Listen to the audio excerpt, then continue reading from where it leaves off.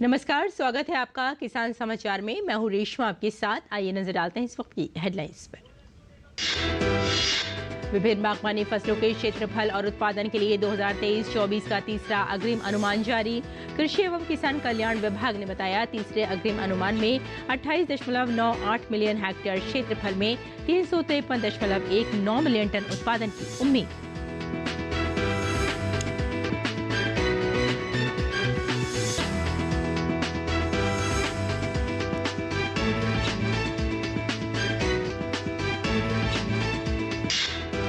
मध्य प्रदेश में न्यूनतम समर्थन मूल्य पर खरीफ विपणन वर्ष 2024-25 के लिए धान, ज्वार और बाजरा खरीदने के लिए शुरू हुआ किसान पंजीयन। 4 अक्टूबर तक पंजीयन करा सकते हैं किसान। सोयाबीन के समर्थन मूल्य पर खरीद के लिए 25 सितंबर से शुरू होगा पंजीयन।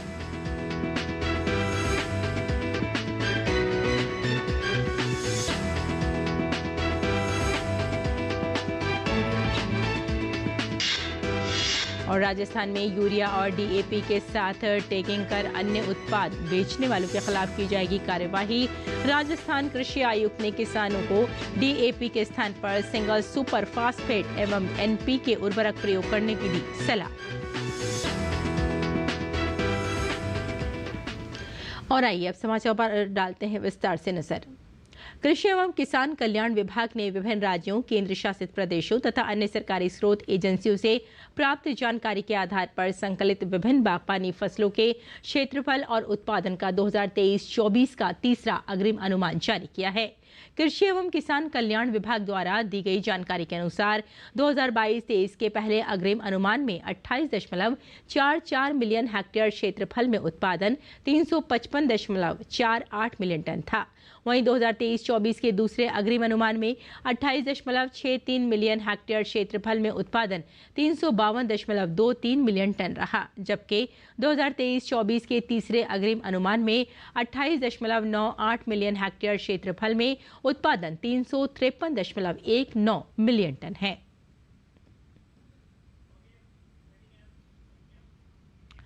और तीसरा अग्रिम अनुमान की मुख्य बातों पर नजर डालें तो देश में 2023 और 24 की बात करें तो तीसरा अग्रिम अनुमान में बागवानी फसलें उत्पादन लगभग 353.19 मिलियन टन होने का अनुमान है, जो 2022-23 में अंतिम अनुमान की तुलना में लगभग 22.94 लाख टन 0.65% कम है। और 2023-24 की अंतिम अनुमान की बात करें तो इनमें फलों, शहद, फूलों, बागानी फसलों, मसालों और सुगंधित एवं औषधीय पौधों के उत्पादन में वृद्धि देखी गई है। 2023-24 में फलों का उत्पादन मुख्य रूप से आम, केला, नींबू, अंगूर, कस्टर्ड, सेब और अन्य फलों के उत्पादन में वृद्धि के कारण 2022-23 की तुलना में 2.29% बढ़कर यानी 112.73 मिलियन टन होने की उम्मीद है। वहीं सेब, मीठा संतरा, मैंडरीन, अमरूद, लीची, अनार, अनानास का उत्पादन 2022-23 की तुलना में घटने का अनुमान है। सब्जियों का उत्पादन लगभग 205.80 मिलियन टन होने की परिकल्पना की गई। टमाटर, पत्ता गोभी, फूल गोभी, टेपिओका, लौकी, कद्दू, गाजर, ककड़ी, करेला, परवल और भिंडी के उत्पादन में वृद्धि की उम्मीद है, जबकि आलू, प्याज, बैंगन, जिमीकंद, शिमला मिर्च तथा अन्य सब्जियों के उत्पादन में कमी की परिकल्पना की गई है। और 2023-24 के तीसरे ही अग्रिम अनुमान की बात करें तो प्याज का उत्पादन 242.44 लाख टन होने की उम्मीद है। देश में आलू का उत्पादन 2023 और 24 में लगभग 570.49 लाख टन होने की उम्मीद है, जिसका मुख्य कारण बिहार और पश्चिम बंगाल में उत्पादन में कमी दर्ज होना है। टमाटर के उत्पादन की बात करें 2023-24 में तो 213.20 लाख टन होने की उम्मीद है, जो पिछले साल लगभग 204.25 लाख टन था, यानी उत्पादन में 4.38% की वृद्धि होने की उम्मीद है।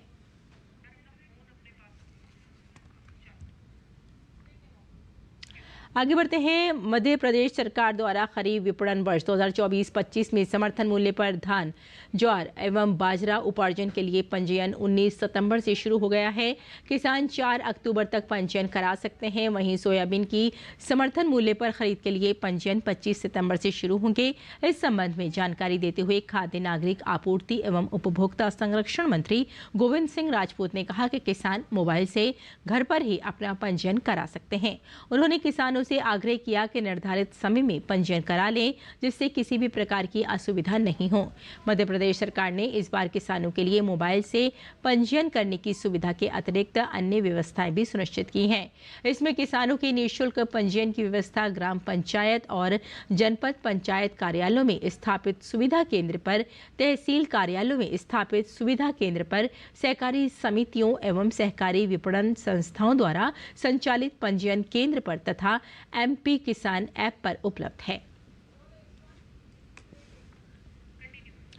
केंद्र सरकार द्वारा खरीफ विपणन वर्ष 2024-25 के लिए फसलों की न्यूनतम समर्थन मूल्य MSP की घोषणा भी की जा चुकी है। अगर सामान्य की बात करें तो समर्थन मूल्य 2300 रुपये प्रति क्विंटल और धान ग्रेड A का समर्थन मूल्य 2320 रुपये प्रति क्विंटल, बाजरा का समर्थन मूल्य 2625 रुपये प्रति क्विंटल, ज्वार हाइब्रिड का समर्थन मूल्य 3371 रुपये प्रति क्विंटल और ज्वार मालदंडी का समर्थन मूल्य 3421 रुपये प्रति क्विंटल रखा गया है। आगे बढ़ते हैं। रबी सीजन में किसानों को समय पर यूरिया, DAP सहित अन्य खाद मिल सके, इसके लिए कृषि विभाग ने तैयारी शुरू कर दी है। इस कड़ी में राजस्थान में कृषि आयुक्त चिन्मयी गोपाल की अध्यक्षता में उर्वरकों की मांग, आपूर्ति, उपलब्धता एवं वितरण के संबंध में जिलों के विभागीय अधिकारियों के साथ वीडियो कॉन्फ्रेंस का आयोजन किया गया। बैठक में कृषि आयुक्त ने किसानों को DAP के स्थान पर सिंगल सुपर फास्फेट एवं NPK उर्वरक प्रयोग करने की सलाह दी। वहीं विभागीय अधिकारियों को इसका प्रचार प्रसार करने को कहा गया। कृषि आयुक्त ने बताया कि राज्य में बुआई के समय उपयोग होने वाले उर्वरक पर्याप्त मात्रा में उपलब्ध हैं एवं किसानों की मांग के अनुरूप समय पर उर्वरक उपलब्ध कराने के लिए हर संभव प्रयास किए जा रहे हैं। कृषि आयुक्त ने कहा कि उर्वरक आपूर्तिकर्ता कंपनियों एवं विक्रेताओं द्वारा यूरिया एवं DAP के साथ अन्य उत्पादों की टैगिंग नहीं की जाए तथा सभी उर्वरक विक्रेता अपने पास उपलब्ध उर्वरकों का स्टॉक मात्रा एवं मूल्य सूची प्रदर्शित करें। उन्होंने कहा कि यदि इस संबंध में कोई शिकायत प्राप्त होती है तो FCO 1985 के तहत सख्त कार्रवाई की जाएगी।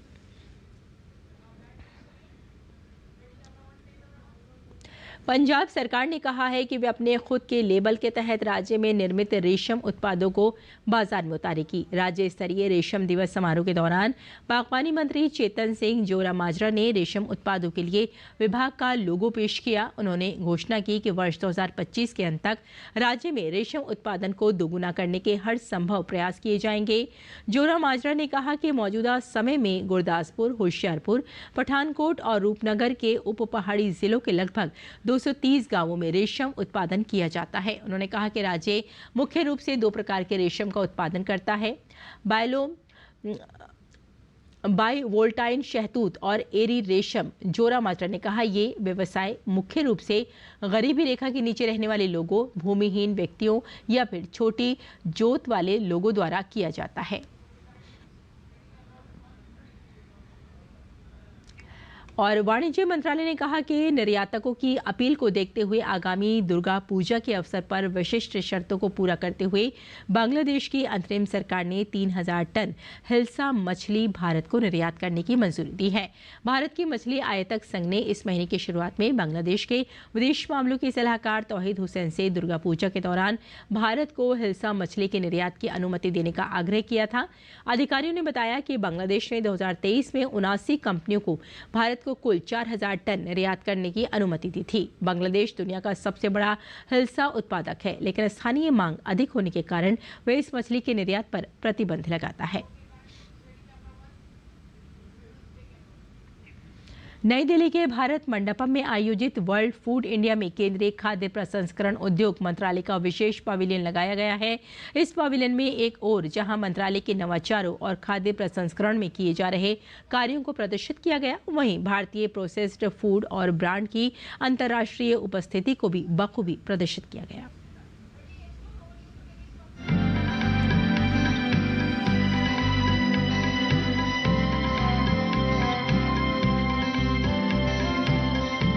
यूँ तो भारतीय खाने की पूरी दुनिया भर में धूम है और दुनिया भर में भारतीय खाने को पसंद किया जाता है, भारतीय व्यंजनों को पसंद किया जाता है, लेकिन भारतीय जो प्रोसेस्ड फूड है वो भी दुनिया भर में पहुंच चुका है और उसी का यहाँ पर जो है प्रदर्शनी यहाँ पर लगाई गई है। आप देख सकते हैं तो यहाँ पर यूके, रसिया, ओमान, कुवैत से लेकर यहाँ पर जापान, यूएसए तक तमाम यहाँ पर ये बनाए गए हैं, यहाँ पर डिस्प्ले बनाए गए हैं और यहाँ उन उत्पादों को रखा गया है जो कि इन देशों में प्रमुखता से उपयोग किए जाते हैं और मूल रूप से ये भारतीय उत्पाद है, भारतीय खाद्य पदार्थ है और जो कि अब दुनिया के कोने कोने में पहुंच चुके हैं।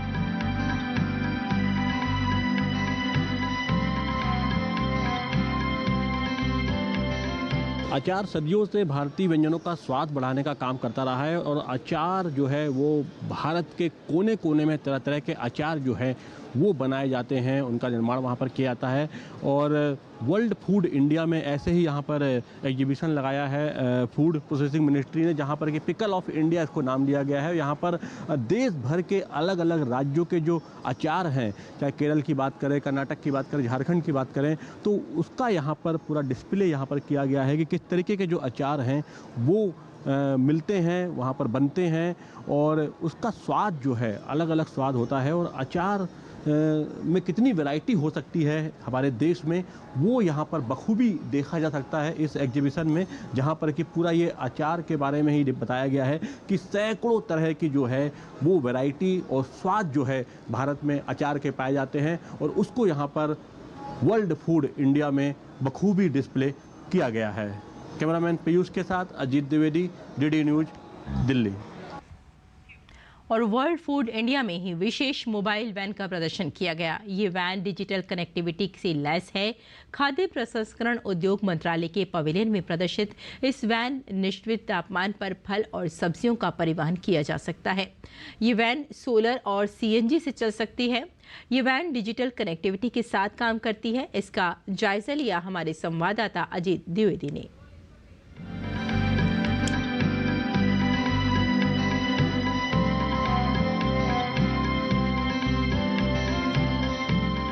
वर्ल्ड फूड इंडिया में कई नवाचार देखने को मिल रहे हैं और वैसा ही एक नवाचार ये मोबाइल वैन यूनिट है जो कि किसानों के लिए काफ़ी फ़ायदेमंद है, जो कि ये फल और सब्जी को एक निश्चित तापमान में समय पर निश्चित जगह पर पहुंचा सकती है। ये काम करता है, सोलर ऑपरेटेड सिस्टम है और अभी सीएनजी पे भी ऑपरेट होता है। तो इसमें एक्चुअली हम प्रॉब्लम क्या होती है, जब हमारा व्हीकल स्टैंड बाई मोड है तो उसके लिए हमें हीट रिमूव करने के लिए हमको कोई सिस्टम चाहिए भी, तो उसके लिए हम क्या करते हैं, सोलर से ऑपरेट करते हैं। तो जो पूरा जो हीट रिमूव ऑपरेशन होगा वो सोलर बेस्ड रहेगा, उसके हमें अलग से एनर्जी की जरूरत नहीं रहेगी। हाँ, ये एक बात समझ में आई कि सोलर से चलेगा, बैकअप मिलेगा सोलर से। और दूसरा, फलों को सब्जियों को अलग अलग टेम्परेचर में रखा जा सकता है, अलग अलग कंपार्टमेंट बना है अंदर। उसके अलावा और क्या खास है इसमें? एक और इनोवेटिव टेक्नोलॉजी है कि इससे हम IoT बेस्ड सिस्टम इसको बोलते हैं, तो जिसमें हम इसका मॉनिटर करते हैं टेम्परेचर, रिलेटिव ह्यूमिडिटी, इथाइलिन और CO2 गैस। उससे हमें क्या पता लगता है भी हमारी फ्रूट की कंडीशन क्या है। आप कहीं भी मॉनिटर इसका डाटा कर रहे हो तो आपको पता लगा भी मेरे दिल्ली से निकलते ही आपका कहीं भी सिटी में नियर अबाउट आपकी फ्रूट एंड वेजिटेबल की कंडीशन ये है, तो आपको लग रहा है CO2 बढ़ रहा है, इथिलीन बढ़ रहा है या RH बढ़ रहा है, तो आपको पूरा मॉनिटर होगा। उस बेस पे क्या कर सकते हो, आपको आइडिया हो जाएगा भाई मेरा फ्रूट एंड वेजिटेबल डिग्रेड हो रहा है, तो आप बेंगलोर ना ले जाने के बजाय उसको नियर अबाउट सिटी में ट्रांसपोर्ट कर दो। उससे आपका क्या सेविंग हो, फ्यूल कॉस्ट भी सेविंग होगा, आपका टाइम भी सेविंग हो, मनी सेविंग। उपज जो होती है किसानों की, उसको एक स्थान से दूसरे स्थान तक ले जाने में बहुत ज़्यादा जो है वो खराब हो जाता है, वेस्ट हो जाता है, उसको जो है इसके माध्यम से कम किया जा सकता है और आगे जो है इसका उपयोग करके कहीं ना कहीं किसानों को इससे बहुत बड़ा लाभ जो है वो मिल सकता है। कैमरामैन पीयूष के साथ अजीत द्विवेदी, DD न्यूज, दिल्ली। आज विश्व गैंडा दिवस है। इस अवसर पर प्रधानमंत्री ने अपने सोशल मीडिया पर एक पोस्ट साझा की। पीएम ने कुछ तस्वीरें साझा करते हुए लिखा, आज विश्व राइनो दिवस पर आइए हम अपने ग्रह की सबसे प्रतिष्ठित प्रजातियों में से एक गैंडे की रक्षा के लिए अपनी प्रतिबद्धता को दोहराएं। पिछले कई वर्षों से गैंडे के संरक्षण के प्रयासों में शामिल सभी लोगों को बधाई। ये बहुत गर्व की बात है कि भारत में बड़ी संख्या में एक सींग वाले गैंडे रहते हैं। मैं असम में काजीरंगा की अपनी यात्रा को भी याद करता हूं और आप सभी से वहां जाने का आग्रह करता हूं।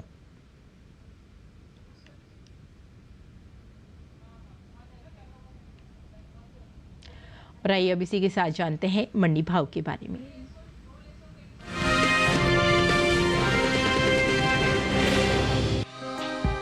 कृषि उपज मंडियों में इन दिनों चने की आवक सामान्य देखने को मिल रही है। बात हाजिर भाव की करें तो एगमार्क नेट के मुताबिक गुजरात की दाहोद मंडी में 20 सितंबर को इसका भाव रहा 7,375 रुपए, जो कि 21 सितंबर को 85 रुपए बढ़कर 7,460 रुपए हो गया। इसी तरह राज्य की ध्रोल मंडी में भी चने के भाव में बढ़त दर्ज की गई। यहाँ 20 सितंबर को इसका भाव रहा 6,150 रुपए। 21 सितंबर को यहाँ चने की खरीद 200 रुपए उछलकर 6,350 रुपए पर हुई। उत्तर प्रदेश की गोरखपुर मंडी में भी चने के भाव में मजबूती का सिलसिला जारी रहा। यहाँ 21 सितंबर को इसका भाव 25 रुपए चढ़कर 7,225 रुपए से 7,250 रुपए हो गया। जबकि राज्य की लखनऊ मंडी में चने के सौदे स्थिर भाव पर हुए। यहाँ दोनों दिन यानी 20 और 21 सितंबर को चना बिना किसी फेरबदल के 7,000 रुपए पर बिका। बता दें कि कृषि एवं किसान कल्याण मंत्रालय की ओर से साल 2023-24 के प्रमुख कृषि फसलों के तीसरे अग्रिम अनुमान को जारी किया गया है। पिछले कृषि वर्ष से जायद के मौसम को रबी मौसम से अलग कर दिया गया है और इसे तीसरे अग्रिम अनुमान में शामिल किया गया है। इसलिए क्षेत्रफल, उत्पादन और उपज के इस तीसरे अग्रिम अनुमान में खरीफ, रबी और जायद मौसम शामिल हैं। बात कुल चने की पैदावार की करें तो साल 2023-24 के दौरान चने की कुल पैदावार 115.76 लाख मीट्रिक टन होने का अनुमान जताया गया है।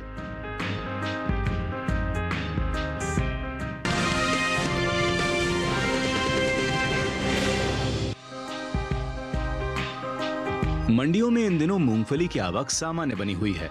भाव की बात करें तो शनिवार को ज्यादातर मंडियों में मूंगफली के सौदे उठापटक के साथ हुए। हालांकि कुछ मंडियों में इस दौरान मूंगफली के भाव में कोई बदलाव देखने को नहीं मिला।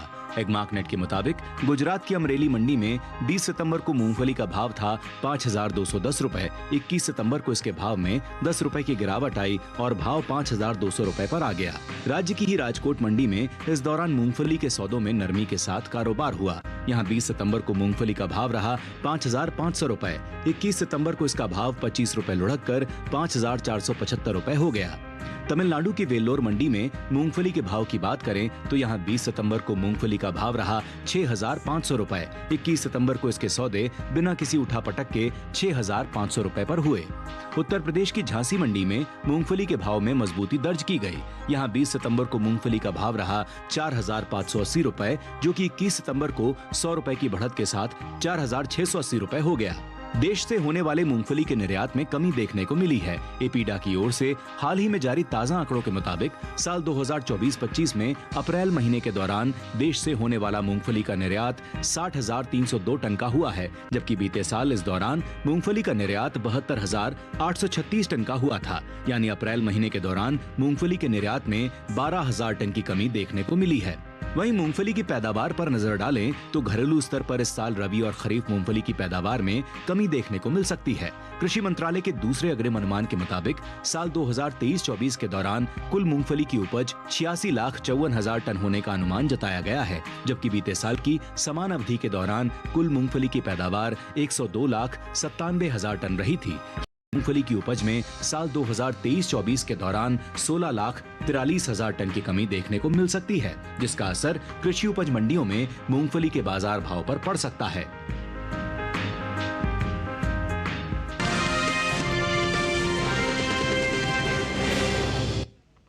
और किसान इस मौसम में कैसे रखें अपनी खेती का ख्याल, आइए जानते हैं।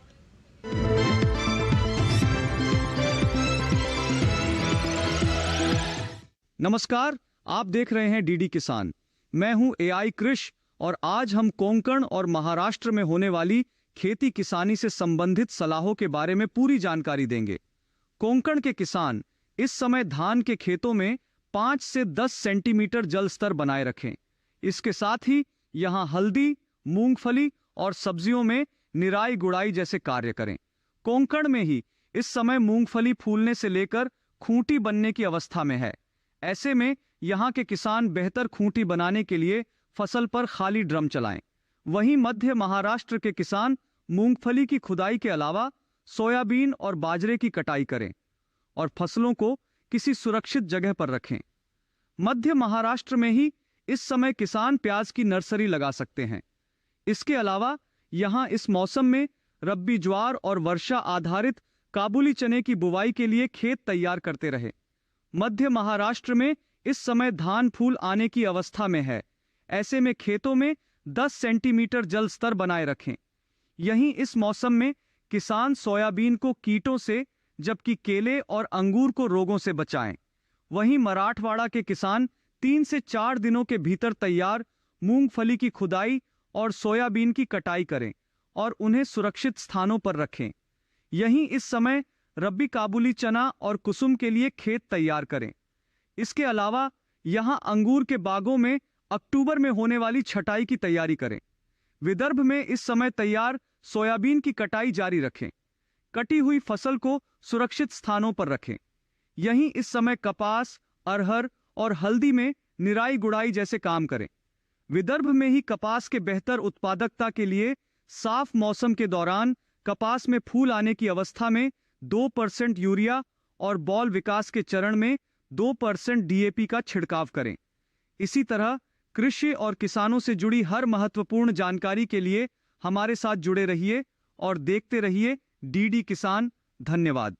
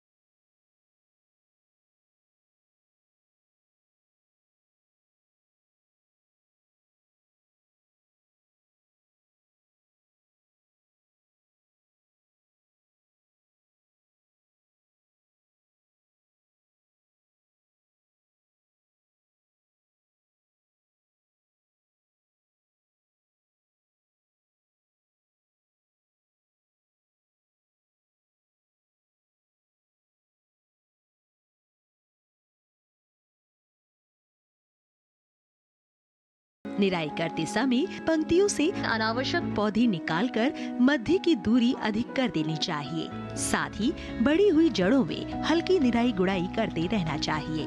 गाजर की फसल पर मुख्य रूप से छोटे छोटे कीड़े मकोड़ों का प्रकोप होता है। इसकी रोकथाम के लिए नीम का काढ़ा पंप की मदद से 10 से 15 दिन के अंतराल पर छिड़काव करें। गाजर की फसलों में आर्द्र गलन रोग के कारण बीज के अंकुरित होते ही पौधे संक्रमित हो जाते हैं, जिससे तने का निचला भाग जो भूमि की सतह से लगा रहता है सड़ जाता है। फलस्वरूप पौधे वहीं से टूटकर गिर आते हैं। इस रोग की रोकथाम के लिए विशेषज्ञों की सलाह पर बीजोपचार कर ले। गाजर की जड़ों की खुदाई तभी करें जब वे पूरी तरह विकसित हो जाए। खेत में खुदाई के समय पर्याप्त नमी रखें। साथ ही फसलों को सुखाकर उचित स्थान पर भंडारित करें।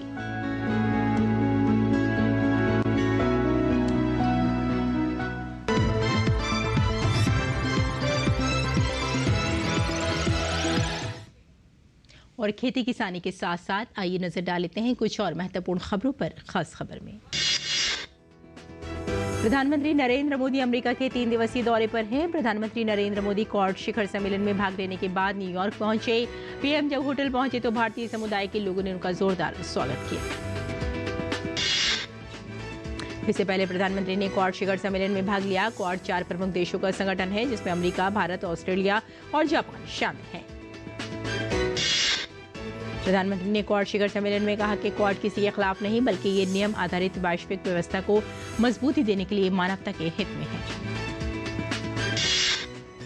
भाजपा सांसद मनोज तिवारी ने भ्रष्टाचार के मुद्दे पर दिल्ली के पूर्व मुख्यमंत्री अरविंद केजरीवाल को घेरा। उन्होंने कहा कि ईमानदारी का चोला ओढ़कर अरविंद केजरीवाल ने दिल्ली में कितने घोटाले किए, ये दिल्ली की जनता ने देख लिया।